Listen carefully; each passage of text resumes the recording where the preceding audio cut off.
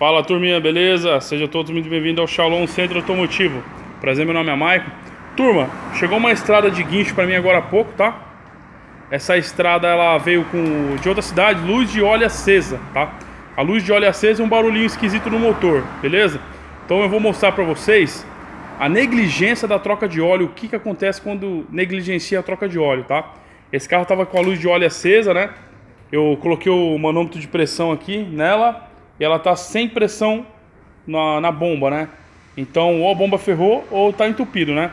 Então eu vou mostrar pra vocês o que aconteceu. Já desmontou tudo aqui, né? Olha esse motor, galera. Olha aqui, ó.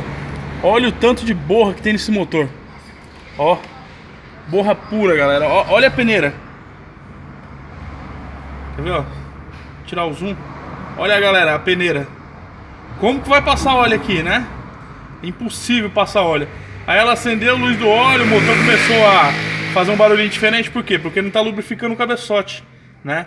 Agora aqui, galera, a gente vai fazer o quê? Vamos trocar essa peneira, eu não limpo. Eu vou trocar, colocar uma peneira nova. Vou bater um descarbonizante aqui, vou limpar legal a parte de baixo. Vou soltar lá em cima lá a junta da tampa de válvula. Vou limpar também, depois vou montar bonitinho. Vou fazer um flush no motor, aí sim a gente coloca um óleo novo.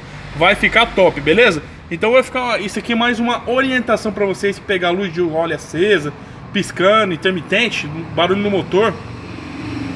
É só dar uma verificada, beleza? O que acontece isso aqui porque não troca o óleo certo. O óleo perde a viscosidade, começa a criar borra no motor, tá? Aí conforme você troca um óleo novo, ele começa a soltar a borra e começa a entupir aqui, ó, beleza? Então isso foi uma diquinha rápida mesmo do Centro Automotivo Shalom.